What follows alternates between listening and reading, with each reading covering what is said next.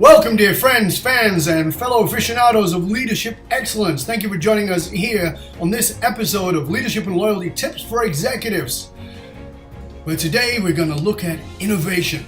Do you have what it takes to lead from a place of innovation? Well, I'm your host, Dov Barron. I'm the founder of FullMontyLeadership.com, one of Inc. magazine's top 100 leadership speakers to hire, executive mentor, Entrepreneur Magazine contributor, and international business speaker. If you're a new listener or a new viewer, I want to thank you for joining us, and please strap yourself in. We're about to go full Monty. If you're a regular, we want a big thank you to you for being part of the over 1.5 million downloads we have, and you have kept us at the top, number one for Fortune 500 downloads of podcasts, and right at the top in a bunch of other great categories, including leadership, business, and next-gen leadership. So thank you so much. Thank you for sharing the show with everybody that you know. Remember, we always need your help in staying relevant, so please get yourself over to iTunes, rate, review, and subscribe to the show. All right, let's strip it down and dive right in. Watching and listening to this show, you're either a high-level executive, an entrepreneur, or a leader in some capacity. And as leader, in whatever the form it is, unless you've been living under a rock, you know that what it takes to stay on top must be, today, innovation. The question is, do you actually know what innovation really is, or how to actually tap into it? Well, my guests today are Andrew and Gaia. I got it right, I hope. They're a husband and wife team and the co-founders of executive directors of Tirian International Consultancy. They are a dynamic husband and wife team. They are the co-authors of an international bestseller, Who Killed Creativity? And they have a brand new book out called The Innovation Race: How to Change a Culture and Change the Game. They have designed and produced more than 30 leadership resources and programs which they use with their Fortune 500 clients.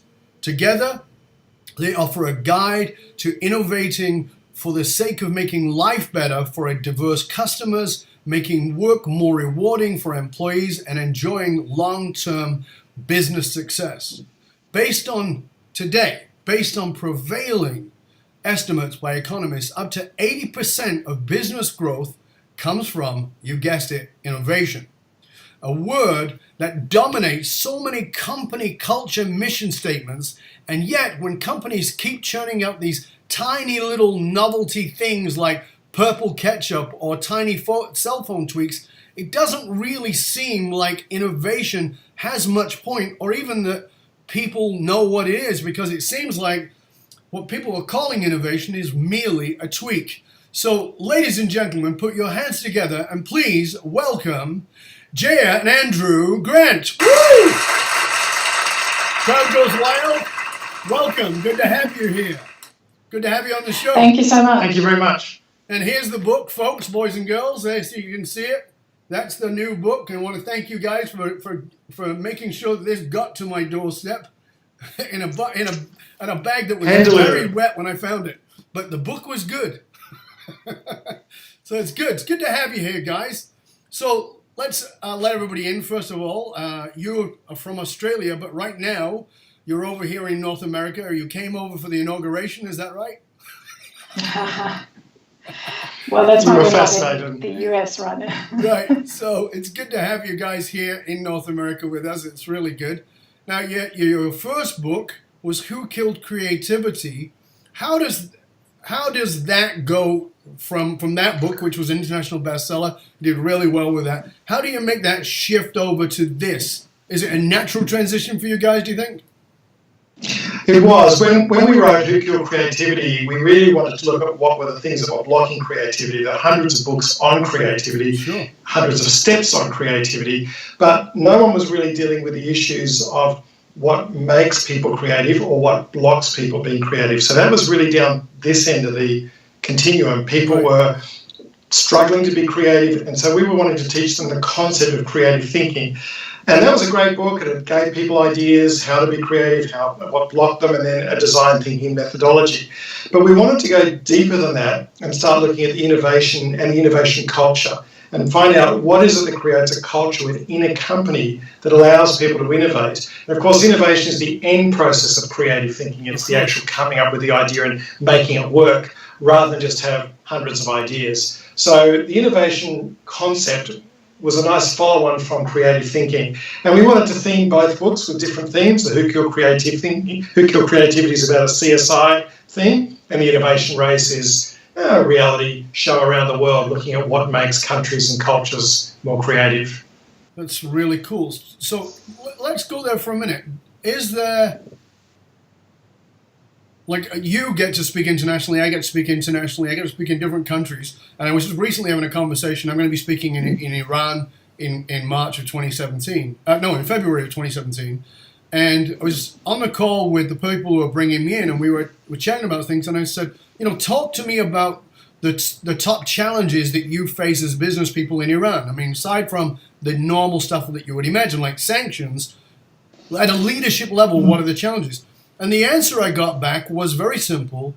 Business is business is business. It's the same everywhere in the world. They're the same challenges. Is that the case with innovation, or are there certain countries and certain cultures that are more open and more of a fertile ground for innovation, or is it universal?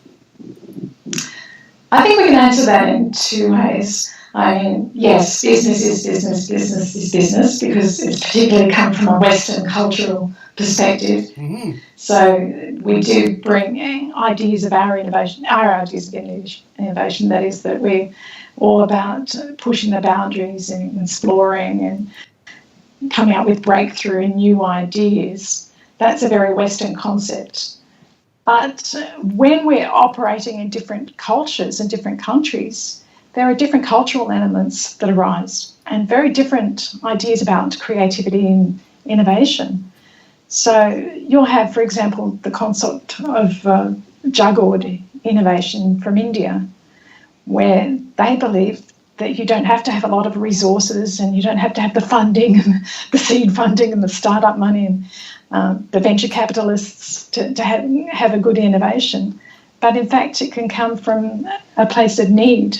So you can work with the basic resources you have and come up with a really creative, good idea that helps people and does something useful. Well, you can go around the world and see, all these different approaches. Well, which are amazing. Saying that what is it? Is it desperation is the mother of invention? Is that what it is? Right. So necessity. Yeah. Necessity. Right. So I mean, or desperation. Or desperation. Sure. But that's an interesting thing you bring up there, is that these two sides, which is, I'm in Silicon Valley. I got lots of startup money. We can innovate because we don't have to worry about the bills for a while. And so we can be very innovative and creative, and we can have the pool tables and the tennis, all that kind of stuff. But at the other end is that no resources and that necessity to innovate. So that's a very interesting thing.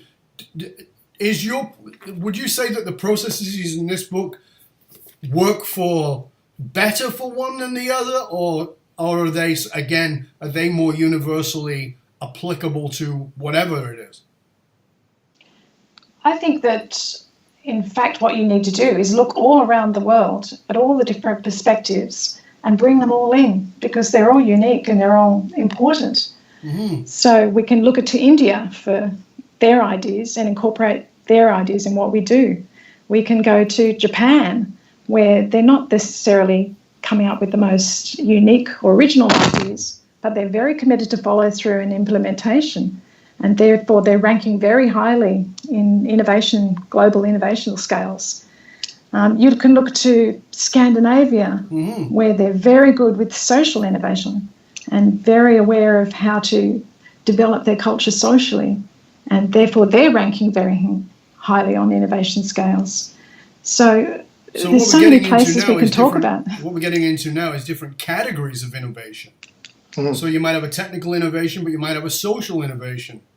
But these principles are the same, right? I mean, whatever it's applied to, because like you said, there are, like Scandinavia is certainly much more socially focused and more socialistically focused for that. So that would be the pick versus Silicon Valley, which is going to have a different look, and again, different than India.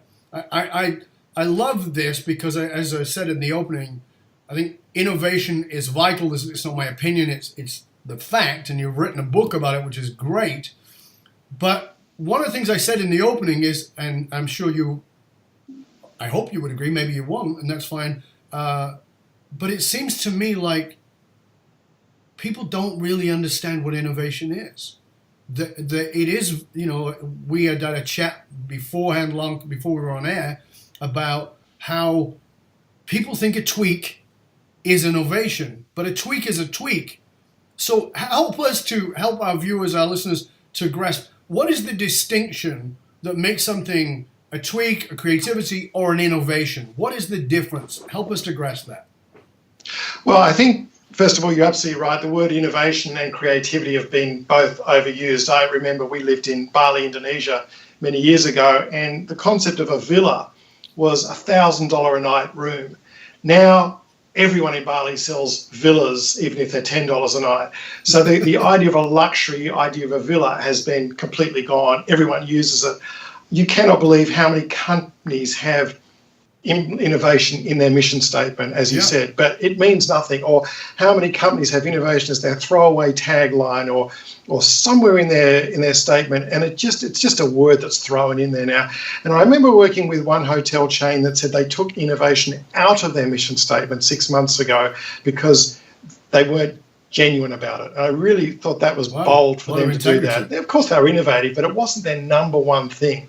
Now, most companies don't have the courage to do that. They just throw away innovation as a word, throw around innovation as a word that means really nothing and everything. So you're absolutely right. It's almost destroyed the word.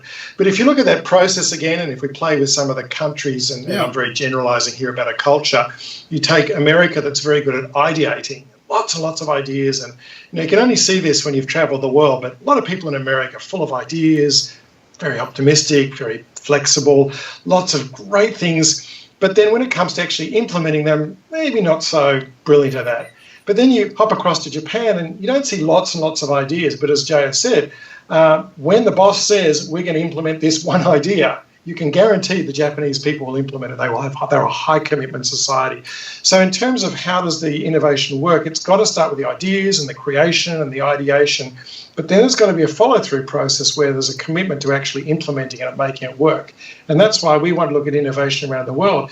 Maybe wear the American hat when you want to come up with the ideas, but when it comes time to implementing them, study the Japan culture and work out why they're so good at implementing the ideas. So in your terms, is the shift from the creative, something becomes innovative only when the action is taken upon it? It is a useful application of an idea. Right. So, yes, it's the actual implementation of a creative idea. And we find it fascinating that people talk about innovation and throw out that word.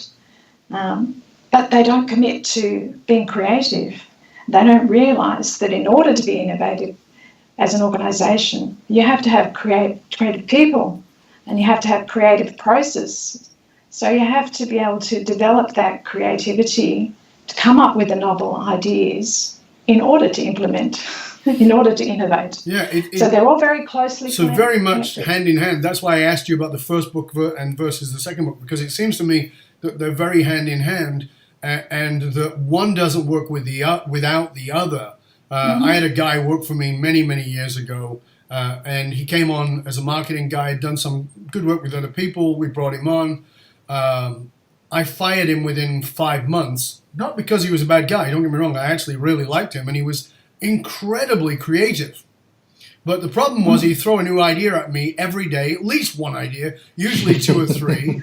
And I was in overwhelm going, okay. And then I eventually went to him, okay, you are clearly a very creative guy, ideas, but I need for you to show me how you're going to do it as opposed to putting it on me, which is the innovation side of the implementation. So for me, it sounds like it goes creativity, innovation, implementation. And then you actually have something fully formed, as opposed to feeling like we get our feathers fluffed by, woo, I came up with a new idea, and I get the bragging rights on my new idea, but somebody's got to actually do that final hard step, which is putting it in place. But even then, backtracking is how do you set the fertile ground, as you talked about in your first book, for creating the creativity. So let's say we've got a culture, we've got a lot of people who are into ideation, there's a lot of great ideas, we've facilitated a good deal of creativity. How do we get them to the next level, which is to actually innovate, to look at things in a brand new way and look at applying those things in a brand new way? How do we get them to that place?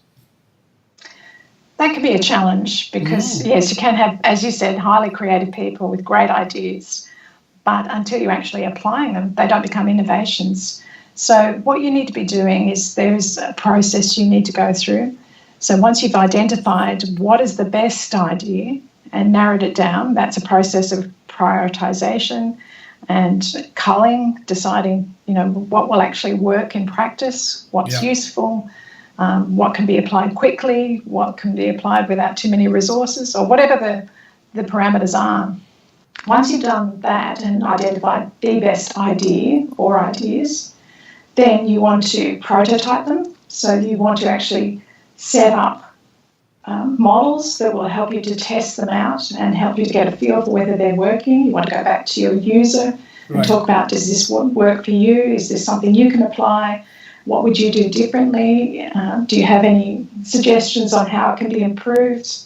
And you continue to develop that prototype and that model until you come up with a really good, useful solution. And then you need to go to the people in your organisation who are really good at testing, analysing, doing the figures, and saying, yes, we can make this work. We have to go to the analyzers eventually. Even the most creative person has to face the analyzers eventually. Yep. But even the analyzers, as you call them, which is great, even they're an important part of the innovation process. Of course. And we think, we can just have these creative ideas, but they have to be tested and have to be tested by people who are realistic and who can ground them effectively. But if the realistic people jump in too early, they kill all the ideas. And they can cull the whole thing.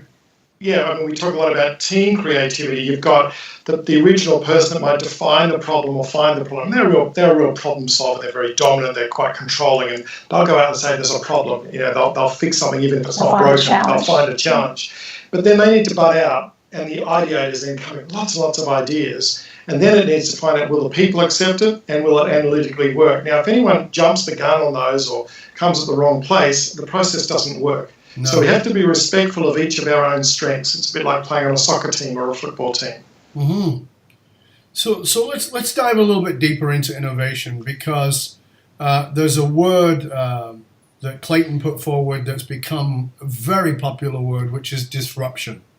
And for me, innovation and disruption, again, are hand-in-hand things. They're hand in the glove. Again, it's one of those words, disruption, is thrown into bloody mission statements. Makes me want to pull my hair out because, we're going to be disruptive. You don't even know what it means. Mm-hmm. Innovation, in my mind, and you please jump in and correct me if I'm wrong, but innovation in my mind means just that. It means that it is going to be disruptive. It's beyond creative, which can be a tweak. It is innovative, meaning it's going to disrupt something. And I have found, and I want to hear what you have found, I have found that very often innovation gets stifled because it's disruptive. Because, I love the idea, but you know what? This ship's too big to turn. You know what? We don't have the finances for that. So, it's like, it's interesting that everybody's screaming, we got to be disruptive, as long as we don't disrupt us. As I always say, in the personal level, people say, things have got to change around here, but as long as I don't have to. There's a great quote by Tim Hartford from The Undercover Economist that just says disruptive innovation affects everyone except the bosses, because they're blind to it. They don't want to see it because they're saying the ones that want to preserve. We've always done it this way. So you're really right. They'll look at disruptive innovation outside of their industry. Now, I've got a great quote by Bill Gates, and he said it long before disruptive innovation became sexy. He said, banking is necessary, banks are not. if you just sit back on that for a minute, we tend to think of disruptive innovation in the tech world, but I like to throw that statement out to all my clients. We will always need to bank, but banking in its current state is not necessarily the way it's going to be. Some of the big banks are my biggest clients, and they're saying, it won't affect us. And I'm saying, well, what happens if Google or Apple one day decide to wake up and get into banking? And they go, no, they can't. It's too big. And then you move to another one of our clients, Mercedes-Benz. Now, they're almost the founders of cars. They've had the car going for 100 plus years. And they used to focus on Audi and BMW, and the three cars used to, compete against each other in the market. Now, who would have thought a couple of years ago that Apple or Google or Tesla were going to become their competitors? Exactly. They're in another field.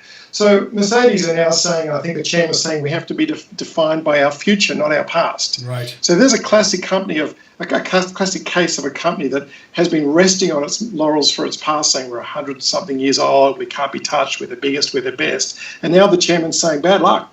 Because, in comes Google, in comes Apple, and we're sitting there thinking we're strong and no one can touch us. We have to be defined by our future, not our past.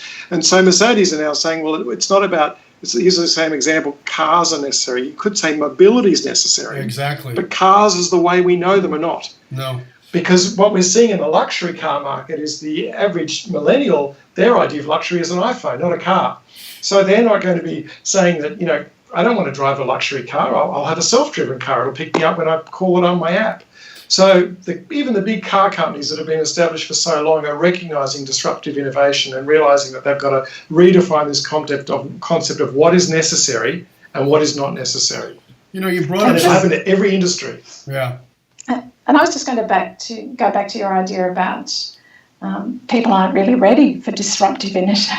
Right. Especially people at the top. They say, yes, we need to innovate. Yes, we want to innovate. They're thinking in terms of coming out of the best products and the newest products, but they're not necessarily ready for the process and what that's going to do for their culture internally if they actually want a more innovative organisation. Yeah. So they're not ready for the risk-taking. They're not ready for the freedom that they need to provide, the flexibility that they need to provide. They just want to throw the word around. Well, exactly. Like the word innovation. Thing. Like the word innovation, it becomes a sexy word, disruption, but it doesn't mean anything because actually we're going to avoid that because this is the way we do it. We've always done it this way. It's always worked. And it's worked. And one of the things, when I'm working with a lot of these larger organizations, one of the questions that I ask the leadership team is this: who is your Uber? And they go, what do you mean? I go, who is the Uber of your industry? And they go, I don't know. I go, I'll give you a week or come back and we'll ask. And they come back and they go, we don't know. And I go, well, here's the news. You better be the Uber of your industry or else somebody else will be. And because if you think about it it's so not long ago, the only option was a cab. Right? And the only option was Blockbuster. Who didn't have a Blockbuster video on every corner? And gone like this. I saw an interview with the CEO who said, we didn't see it coming. I'm like, were you walking around with your ears and your eyes plugged? What did you miss? It could see it coming a mile away. But that clinging, and you brought up something earlier, Andrew, that I think we got to flip back to because for me, and again, want to hear from you, but for me, the real birthplace of innovation in what we're seeing is always the next generation. The boomers innovated on the generation before them. Gen X innovated on something else. Now millennials, and in one of the groups I was working with the 20 CEOs all in a big room, we were working all together, and one of the CEOs was a boomer, was pissed off at millennials because, they're entitled and it's going on. And I said, hold on a minute. Do you not get that they're already 38% of the workforce?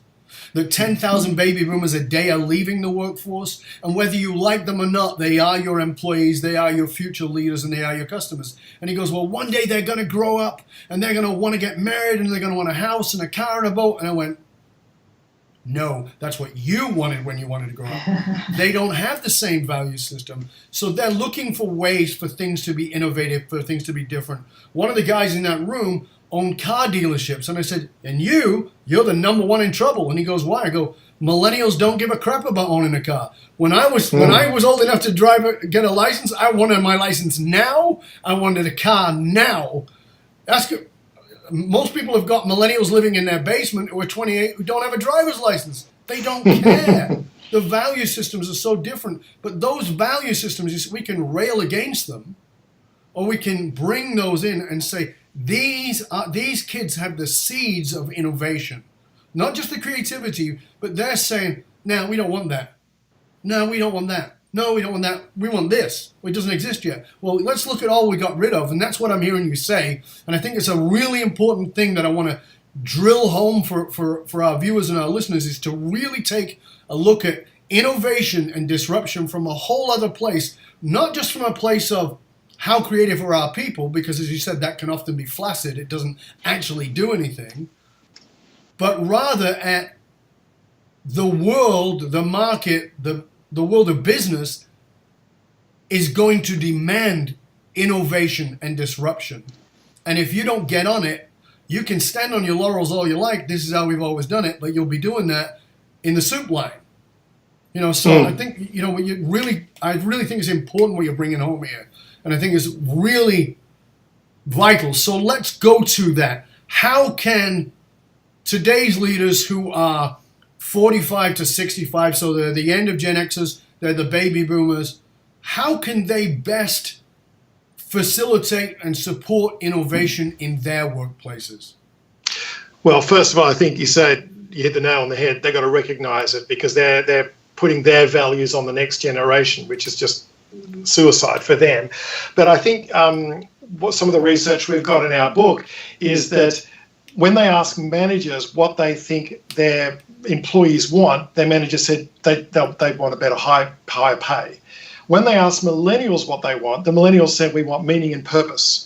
We want a reason. We don't want to just innovate for the sake of innovate, as you said, purple Pepsi, silly tweets. The millennials, thank goodness, if I was be so bold as to generalize, they want a purpose, they want a meaning, they want a reason to work for a company. It's not just money. You have to give them something beyond just we're the biggest or we're the best. And if you can tap into their purpose, you can tap into a very idealistic world, save the world purpose, and give a reason behind what you're doing. You're not just selling widgets for the sake of widgets, but you're selling them because it's going to make the world a better place. And you can tap into the collaboration of the millennials. They love to work together. They're not this individualistic, testosterone charged people that we were when we were growing up. Then you're going to give them a reason to stay way beyond just the money. And the other thing which is good in our industry is the millennials also said that they wanted more training and development. They want to be educated. They don't just want to say, make this widget, we'll give you X dollars for it. If you want a millennial to make a widget, you have to give them purpose, you have to give them reason, you have to put them together with other people so they feel collaborative, and then they will stay and come up with a great place. It's no point just building a nice office and a great innovation lab and then saying, go for it. There's got to be a reason, a higher calling for them to do what they're doing, or they will move on to another job. Thank goodness, because that would be great. Yeah, and that's actually a central part of the work that we do in my company is we are purpose first. And not, because, the stats show, the numbers show, the data's there, that it makes you a better company, makes you more profitable. But even if that wasn't true, your workforce is going to walk away if you don't have that. And I think that's a really important piece. So how do you get them, being the present leaders, I say 45 to 65, to grasp that and really support the innovation going on? Because as we said, they're always going to have the excuses. Well, this is the way we've done it, or we don't have the budget, or we don't have the time, or whatever it might be. How do you, as your company and the great work that you guys do around the world, how do you get them to go to that place? Because as much as people want the next thing, they very often won't let go of holding on to the last thing.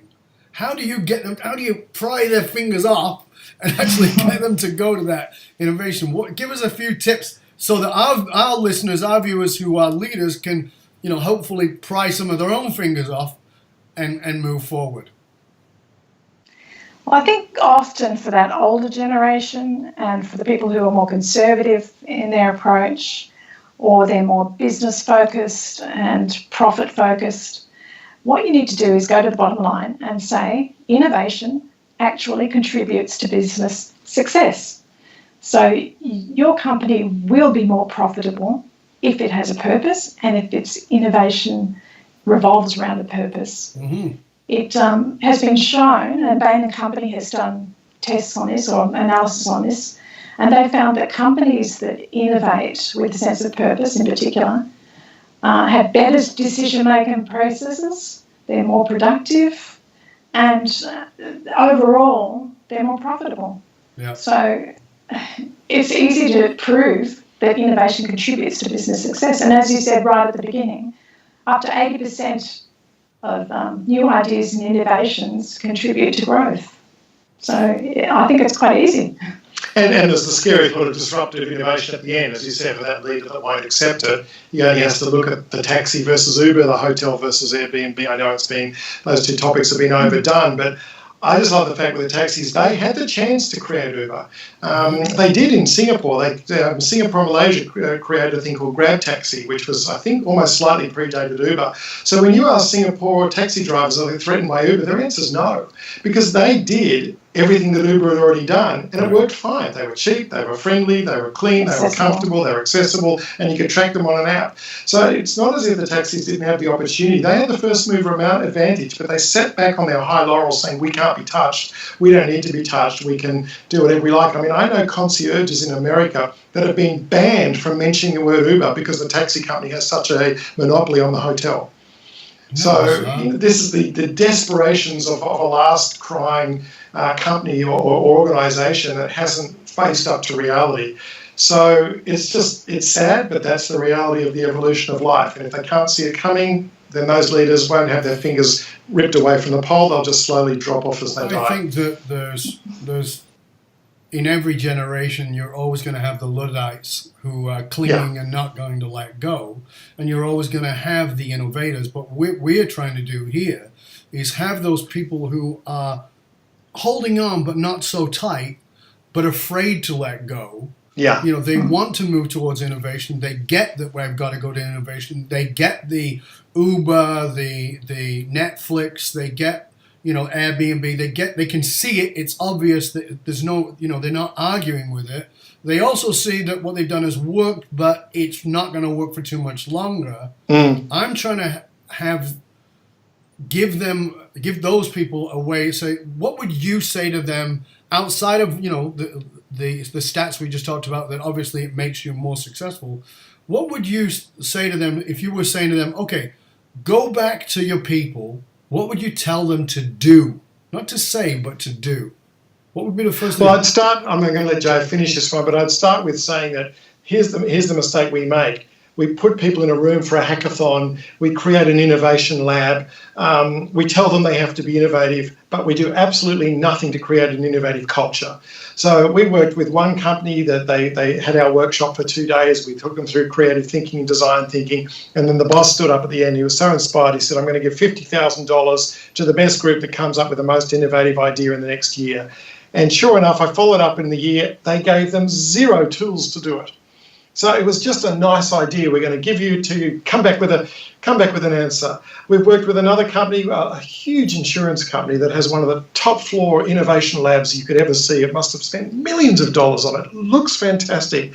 And when you go in and you speak to them, you say, how's the innovation going? They're going, it's all normalized. They're meant to have hot desks, but everyone's sitting in their own desk. The boss is still a control freak. People are still too afraid to come up with innovative ideas. So they're throwing all this money at the innovation lab, but they've done nothing for the culture. And so they make the lab, they give them the book, they throw around innovation, they chuck it on the wall as a mission statement, and then they expect the innovation ideas to happen. But the issues of control, fear, pressure, apathy are still there. They're still in the place. No one's done anything to look at the culture. So to answer your question, if we're going to get innovation, we're going to have to create a culture, and that takes hard work and a long time. And maybe, Jay, you can talk a little bit about the concept of the culture. And this is, I think, is the important thing of the byline of the book, right? Which is how to change a culture. I mean, a lot of the work that we do with the companies is like, you know, we are going to do leadership, but at the center of that leadership is purpose, because that's the framework for culture. And I think that in the old world of business, culture was kind of this I don't know, it was this ugly stepchild that nobody really wanted to deal with, you know. And Or just get on and get it done. Well, you know, and I'll go into a company and I'll say, okay, well, tell me about your culture, and they'll hand me this document, and I'll go, what's that? And they go, it's our culture, and I go, no, that's a document. And they go, no, it outlines our culture. I go, no, it doesn't. Let me test it. And they go, what do you mean? I said, I'll read all that's in here and I'll study it, and I'll go in your company as a, quote, secret shopper or secret employee for 2-3 days a week max, but, you know, a few days, and I'm going to tell you that's not your culture, because that's what you have on paper. And, you know, so it's getting that shift, which, you know, again, we are both talking about soft skills, which is, and again, another part of the ugly stepchild. Ooh, we don't deal with soft skills, you know, we're about profit. I sometimes, it's me, sometimes, feel like my head's gonna explode, because it's like, if you think of, and this is the analogy I give, I say, if you think of hard skills as a Ferrari, is your company a Ferrari? And they go, yeah. And I go, where's it going without gas? And they go, what do you mean? That's what your culture is. Your purpose, your culture, those things are the fuel. The soft skills are the fuel. So again, here's you guys showing up with this phenomenal technology, psychological, emotional, mental technology to facilitate innovation. But if you drop that into a sterile culture, won't work. Dead in the water. So, and it's so. What would you say to them when they're saying, well, what do you say when they say we spent $2 million, we create this innovation lab, and these bastards are not come up with anything new in a year? What do you say to them? We are actually able to assess culture, and so I've been researching now for a number of years with the university, looking into what makes an organisation innovative. So what sort of cultural elements are needed in order to be innovative? And it's interesting, if you look back in time, a while ago, the idea of creative-agenic cultures was assessed.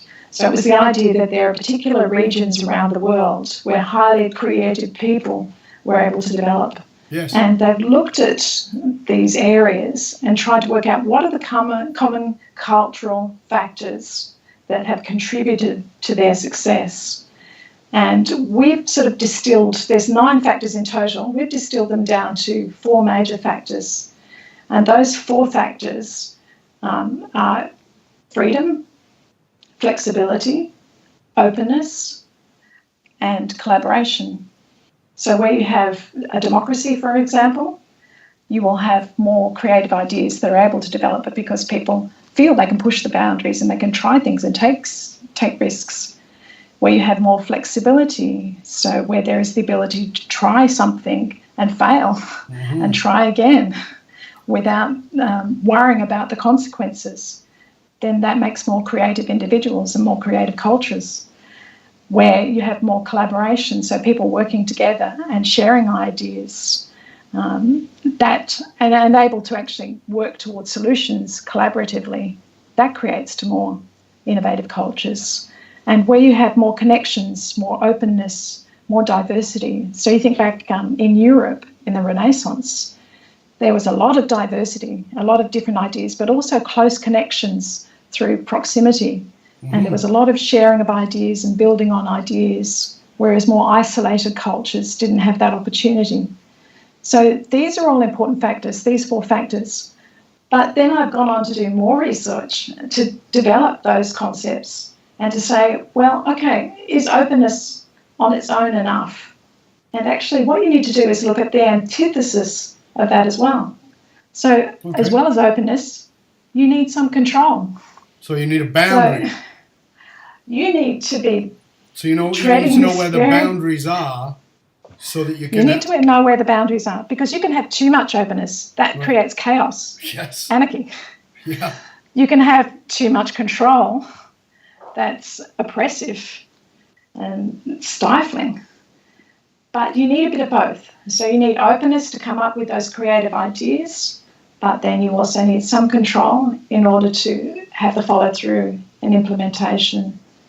You need the collaboration, but you also need some individual focus and drive. You need both. And the problem with a lot of leadership today is it's just a personality trait. So if you're driving down, and we use the example of a racing car, they use the whole line of the road. They use the whole road. They don't just hug the left corner or the right corner. It's called the racing mind. Sometimes they ride over here, and as they cut across, they come to there. It's a conscious decision. Unfortunately, most of the leaders you and me work with and read about, it's not a conscious decision. Their personality to be a control freak is just their personality. They're not saying, today I need to be a little bit more controlling because we need to cut through the bureaucracy and get things done, but tomorrow I need to be a little bit more free to allow people to come up with ideas. So we've been to companies where we've heard of students coming into the leader's office or young hires come into the office and say, I've got this great new idea. Now, the leader, it might be a crappy idea, but how the leader responds to that is going to decide whether that culture becomes innovative. If the leader says, look, nice idea, but if you thought about X, Y, and Z, that young employee will go away and say, they'll be encouraged to keep coming up with new ideas. But there's one company which we can't talk about, but they're no longer the leader of that field, but they used to be. I heard the story of the young student coming in and saying, how about we do this? And the leader said, what a stupid idea, and he swore at him and in front of his whole team. Do you think that graduate student would ever come back with another idea again? Oh, he's probably gone and worked for the competition. That is culture. That single decision of that leader to say, what a stupid idea, how dare you come up with it, wasting our time, or the leader says, great idea, but you could twiddle it. That is the culture, and that will decide whether that person, everyone else goes back and continues to give ideas into the ideas pool, or say, you know what, forget it. He doesn't want it anyway. I've got an idea. I'm not going to give it up. That's culture, and that's where the new ideas are going to come from. And computers will never be able to do that. But what I find interesting about that is that we live in a different world than the world you and I started in the workforce, and so. What I warn the companies about is, we put that into the environment of we call safety, a culture of safety. So we create a culture of safety where it's safe to fail, it's safe to come forward with stupid ideas, etc., etc. And the reason I say you have to have a culture of safety that allows for failure is this reason. When I started work and I wanted to create my own business, I probably would have needed, or today, if it was back then, today I would need $1 million to get the bricks and mortar and make it happen, etc. I go, now I can go on crowdfund and set that business in motion for $20. So you better set an environment that's safe to be innovative so that people can come forward with their ideas, because if they don't, they'll go, okay, you don't want it, screw you, I'm going to do my own thing. And then you're going to be in competition with somebody who's the person who you shit on in your office for having a dumb idea, and that's and that's why we've called the book The Innovation Race, because it is an innovation race. As you said, that person with that great idea, they either give it to person X or person Y. If it's $20 crowdfunding, it is an innovation race, because if you are too slow, if you create a culture that is over controlling, overbearing, or too free that no ideas happen, if you don't take that racing line and take the left hand and the right hand side of the road perfectly, you will fall behind in the innovation race. And our book starts, one of our chapters starts in ancient Egypt, 3000 BC. Where are they now? You look at the pyramids, they're absolutely beautiful. You sit there wondering, this was the most innovative, advantaged leadership culture everywhere. What happened? Yeah. You look at Angkor Wat, the most incredible society ever built, years and years ahead of its time in terms of technology. Now it's ruins in Cambodia. Yeah. These were all countries that were winning the innovation race at one stage, and something happened that they lost it. And for us to sit here in Canada, America, Australia, or Europe and think we're ahead in the race, maybe today, but that does not mean we're there tomorrow. And that's why we call our book The Innovation Race. I love it. And I just want to go back to your point about the safety innovation culture, because you just expressed the paradox there. And that's the key paradox in our book, that you need both exploration for breakthrough innovations and you need preservation for incremental innovations, but also just for preserving a culture and making sure it's strong enough to really develop and grow and innovate. Yeah, so having the balance of both. You need to be safe, Yeah. but you also need to be taking risks. That's the paradox. And it has to be a conscious decision, not just the leader's personality. Because if it's a personality, he or she will just be hugging one side of the road. Yeah, and I think you're absolutely right that is a big part of what the challenge is for so many people, leaders, is that leadership has been a personality-based thing rather than a best for thing, and knowing that line which you talk about, which is, I need to step up and be the one who is actually going to hold the hard line and hold the boundary here, and today I need to be the person who really goes, okay, this is throw shit at the wall and see what sticks day. It's like knowing when to do that, and I fear that often leaders don't know that. There's leaders who are highly creative and are really sort of throw everything at the wall, and there are leaders who are highly control freaks and living in that authoritarian mentality, and unfortunately that doesn't work either. Tell us. And so what you're seeing is that people, we've developed a thing called an Innovative Climate Leadership Indicator, ICLI, and it tries to track that, because we actually want the leaders to say, this is my strength, this is what I naturally, a control freak, but if that's my natural strength, that can have its advantages certain times of the innovation process. But there are other times where I go to a meeting, that's the preservation side.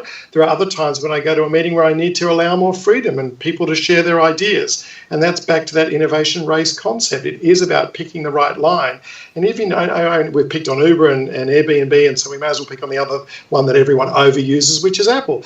Was Steve Jobs controlling because of his personality, or was it a strategic decision he made to be so controlling in his process as a leader? That's the question that needs to be asked. All of us need to ask ourselves, if we're going to be a control freak, if we're going to be freedom, if we're going to be collaborative or not, is it a conscious decision? Because that's where our company, our organisation needs to be right now. And then if it does need to be there now, what about in a year's time? Right. And we're sitting here in an office in Canada with a startup, very impressive company, but they're all very exploring people. If their startup wants to continue, they're going to have to move across to the preservation side of the road and be a little bit more traditional. Otherwise, a startup will always just be a startup. Yeah, it's fascinating. One of the things that we talk about when we go in is we say, if you take a look at companies when they do a startup, you get all the ideas and everybody collaborates, and it's a wonderful environment. You got usually somewhere between 2 and 5 people usually come together, and there's this explosion of great ideas, and everybody's willing to wear multiple hats. And then I said, then what happens is there's on average somewhere between a 2,000% and a 5,000% growth. Something happens, money floods in, whatever it is, and they explode. They become massive. And then why do they plateau?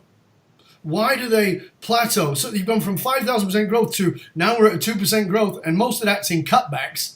What the hell happened? And what they've done is exactly what we were talking about here. They've polarized. They've gone from high creative, idea-driven innovation to now rigid, we need to create the forms. And no. Yes, both of those things are important, but, as the Buddha says, it's always the middle path. And how do we get back to that middle?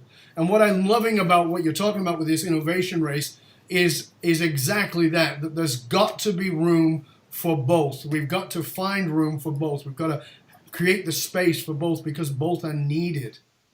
So before we finish, I want to ask you guys a question. And the question is this. What part of your story don't most people know? What don't you get asked about that we should ask you about? Since I've done most of the talking, I was going to say, I'll let you answer that. Hey, we didn't know that question. There's a nice Passover. Well, we have been married 30 years, and we met in high school.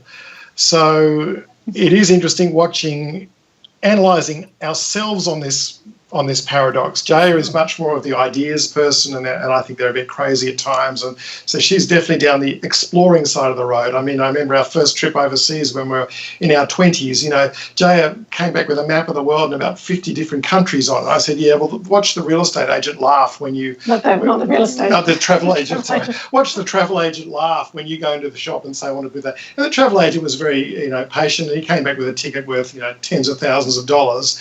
And I was the one that had to sober over that down to 4, around the world trip with 4 flights. Yeah. So I think what people don't know is we too are going through this journey ourselves. But this is not just about me as a single leader or Jay as a single leader. This works for husband and wife as much as it works for companies. She's the explorer in some terms, and I'm the one that's trying to earth it. And, I'm not saying our marriage is perfect, but it survived 30 years, so I think that's not a bad landmark to have. And I think it has been because we've both respected each other. I sometimes laugh or cry at her silly ideas, and she sometimes laughs or cries at me saying, no, that won't work. But at the end of the day, we have travelled the world, we have written several books, and we have created a company called Tirian that's been going for 20 years. A small consulting company, and it has a great international reach with huge clients. So it has worked, and I think it has worked because as a husband and wife team, we've tracked down that side of the road. Now, we didn't have this theory 20 years ago or 30 years ago when we met, but this paradox has been around, and I'm glad we've discovered it now, and I think it's worked as successfully for a marriage as it would work for a company. And it does work for us as business partners. And as business partners. And maybe that's something that people don't realise. It's not just all corporate. Yeah, it's not just all external research. Yeah, it's experience too. It's one of the things. My wife is my business partner too, and we've been together 20 years. And people often ask, "How do you make it work?" And I said, "Well, everything we teach you in business, that's what we live." And true. And when I say to people, when we started in the workforce, there was this idea that you have your professional self and you have your personal self. And it's like, and I've always believed that was complete horseshit, because if I'm not showing up as me, then what's the point? And so that whole principle is exactly what we teach. Like, be authentic, really show up in your business. Well, that's the same principles for our marriage. It's the same principles for our partnership as business partners. So I think that that's a very interesting point. I'm glad you brought it up, because I think that far too often we go, this is it's a theory, it's application to business. No, if something works, you should be able to go, let's try it in my marriage. True. I was working with a team recently, and we've only been working with for about a year, and one of the guys came in, one of the partners, and he said, I got to tell you this thing. And I said, what? And he said, a big smile on his face, and he goes, my relationship with my daughter, who was 15, it's changed dramatically in the last year. And I said, oh, is that good or bad? Because, she's 15. And he said, last year it was a horror show. He goes, but everything you've trained us to do in the culture, in leadership, I'm doing all of that with her. And I just sort of took it on as this experiment. And I said, dude, that's exactly what it is. This is not about business. This is about people. We're all in the people business. And so it's so great that you've shared that and that people can grasp that when you pick this book up, The Innovation Race, see it as something more than a business book, or a leadership book, or even a creativity and innovation book, but see it as something by which to live the way that is most authentic to you. And because we all have, as you said, we have our dominance, and we have our strengths, and we have our weaknesses, and invariably in a marriage, when I met my wife, when I met Renuka, I was pretty sure we were so much alike. And then, you travel down the road and you realize, there's some things that are quite polar, but those are not opposite. They're polar by virtue of that they balance out parts of me. Yeah. And there's parts of me that balance out her, as you guys have just described. And that is that wildly creative on one end of this spectrum of what you're talking about. And then that preserving on the other end, which is just like, well, there's the boundaries so that we can do this. Otherwise, we're going to sell the house, sell the kids, do everything, and put it all into this idea, which goes tits up in 10 minutes. It was lovely that you followed your passion, but did you take anything into consideration? So I'm really in favor of this. This is fabulous stuff. Thank you so much. Please tell our viewers, our listeners, where they can find out more about, first of all, you guys as a consultancy company, if they want to bring you in or have you speak, and also where they can find out about the book and everything else that you offer. Sure. So you can find out more about us. Our company is Tirian, and you can find us at Tirian.com, or you can write to us at info@Tirian.com. How to spell that? Tirian.com. So, and it predates Game of Thrones. Well, except we were around 20 years ago, so that's what I said. You predate Game of Thrones. I was trying to work out if he's a good character or a bad character when I first watched it.